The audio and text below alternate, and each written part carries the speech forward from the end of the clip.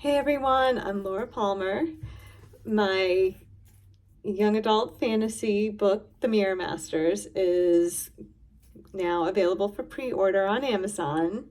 It was originally published by Clean Reads, but rights have since reverted, so now it's going to be independently published on Amazon. And in case you're thinking about pre-ordering, I'm going to read the first chapter for you. But before we get into that, it's about a girl named Leah who discovers she has an ability to control mirrors to see what's happening in other places and even travel there. And the cute guy who moved in next door with his father is someone she's seen in her mirror visions. As it turns out, they're from another planet, and so is she. And one of them might just be a mirror master like her. After she disappeared from her home world, when she was 2 years old, they were sent by her birth parents to find her and bring her home.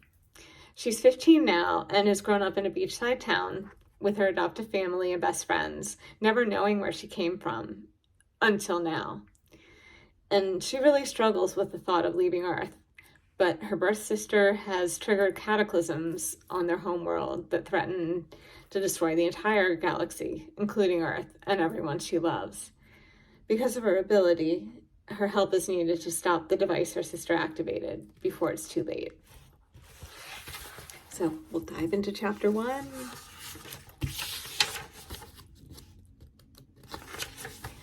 Strange things happen in Sea Cliff Heights every single year on this date, June 15th. Mysterious pulses of light flickered in the forest. Not quite solid figures appeared in the cemetery one second and disappeared the next. All day I couldn't shake the intuition that this year would bring something much worse than the usual weirdness, much worse than the usual jives about how it began 13 years ago, the same night my parents found me abandoned on the beach. Let's watch something light, not a horror movie, I said. Leah, Leah, Leah. My brother David shook his head and scooted closer to Kara, my best friend, on their love seat. They shared a conspiratorial grin. Don't tell me you want to watch some lame comedy when we can have a slasher fest. It's tradition. A shiver raced down my spine at the mental image the idea conjured, one of chilling music, strangled sobs and hitching breaths, followed by silenced screams. Tonight also marked the town tragedy of the 1870s, when strangers murdered the Stanford twins, the mayor's daughters. Of course, David would insist we do something scary to commemorate the anniversary. Come on, I shot him a pleading look. I'm sure you breezed through exams, but I took 3 AP finals this week and fielded a million alien jokes today. Enough already. I deserve a break from crazy. Just go out to the cemetery with us, Kara said, her eyes sparkling. We won't do anything risky, I promise. Sure, why wait for trouble to find us when we could seek it out and bring it right here? Glancing out the sliding glass doors toward the church beyond, I couldn't help checking for signs of unusual activity. My hands fidgeted, and I fought to still them. I thought I could just make out the sound of otherworldly voices speaking in urgent whispers outside. A gust of wind rustled the palm trees, obscuring any other noise and causing moonlight and shadows to flit across the lawn. Every muscle in my body tensed. Whatever might lurk out there, we'd be safer staying away from it. No way. I'm not playing around with that stuff. If there are ghosts or aliens or whatever, I don't want to know about it. Aren't you the least bit curious? Those girls lived in your house. They could still be there. Maybe you're connected to all this somehow. I mean, you're another Sea Cliff Heights mystery, and you have superhuman intuition. You could find out the answers. How? An abandoned child isn't the same thing. It doesn't mean I'm from another planet or the reincarnation of one of the Stanford twins or whatever. Either way, we shouldn't go searching for answers in a cemetery, Kara. Kara pulled a puppy face, complete with dimples. Don't give me that look. Trying to act casual, I held up a pillow to shield my face. David, talk some sense into her. If David knew how rattled tonight had me, he'd tease me mercilessly.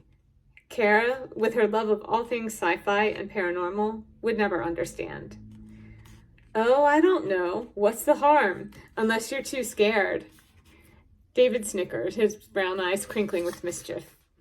Kara leaned over and ruffled his sandy blonde hair. See? Even David's game. I flashed her a knowing smirk. Of course he'd be game for whatever Kara wanted to do. With a chuckle, I threw my pillow at him. David, you don't even believe in that stuff. Hey! David caught the pillow and tossed it back at me. Ergo, there's no harm in going. Laughing, I raised my arm to block his throw. You don't know that. Kara grabbed the pillow and whacked David with it. You're supposed to be on my side. Their eyes lit up as they wrestled each other for control over the pillow, laughing the whole time. I glanced away, a pang in my heart. In our group, I was the third wheel. On that note, I'm going to go splash some water on my face. Maybe it'll help me stay awake. Maybe it would give David and Kara the chance to have the talk, but I doubted any serious discussion would happen. It would take an act of divine intervention to get them to admit their feelings for each other. Too bad. Awkwardness aside, I wish they'd get past the aimless flirting already and finally start dating. If love brought them happiness, they deserved every bit of it. Neither of them noticed as I crossed the game room and made my way down the hall to the bathroom. Good. At least they wouldn't pick up on how alone, how odd out I felt. The cool water invigorated me as it splashed against my skin. I wiped my hands and patted my face dry with the towel, meeting my eyes in the mirror. In the fluorescent lighting, my complexion shone snow pale, ghostly pale, even though I'd already started working on a summer tan. It was a hopeless cause. Jenny should have shown by now. Kevin should have too. He didn't have to babysit tonight. My nerves would ease, at least a little, once all my friends arrived. I wanted to hear Kevin say he didn't notice anything strange by the cemetery. It would start there, if anywhere, and he lived the closest to it. The lights flickered, then went out. Startled, I jumped. Darkness and the scent of cucumber melon air freshener enveloped me. My breaths quickened. Limbs trembling, I groped for the light switch and managed to find it, but flicking it up and down did nothing. Midway toward the doorknob, my hand paused as a bright flash in the mirror caught my gaze. I froze. Where was that light coming from? This bathroom didn't have a mirror. Or didn't have a window, sorry. It was coming from the mirror. Transfixed, I saw the images in fragments. A soft glow of white light amid the trees. A blonde girl struggling out on the church grounds to protect herself and her sister. The Stanford twins. Against a man with ice blue eyes. Strange symbols on his weapon that flashed faster and faster, and hummed higher and higher in pitch until it emitted a burst of green energy. One sister crumpled, while a boy with those same ice blue eyes chased the other into the woods. Then, a wave of a hand and shattered glass reassembling itself. Lightning bolts of electricity from a dark, cloaked figure striking a brunette girl. Her body, small and slender, falling to the floor. Jenny? A hole in the ground, surrounded by headstones. I stepped back toward implied safety. That did not just happen. Oh, blazes, it did. The last trace of shadows of a freshly dug grave, now covered, lingered in the glass.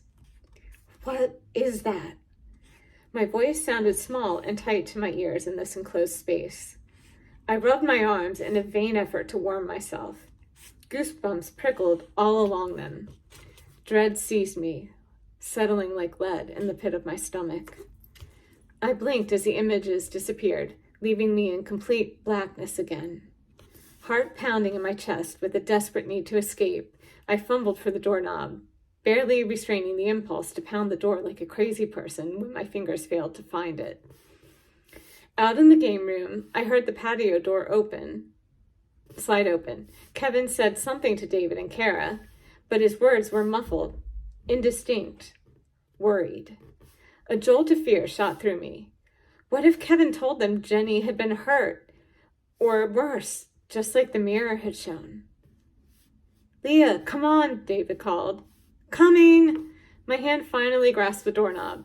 When I turned it and pushed, the bathroom door wouldn't budge. I pushed again, harder.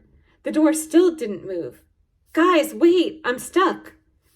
Their only reply was a sliding glass door slamming shut. Help me get out of here! I pounded the door, frantic now.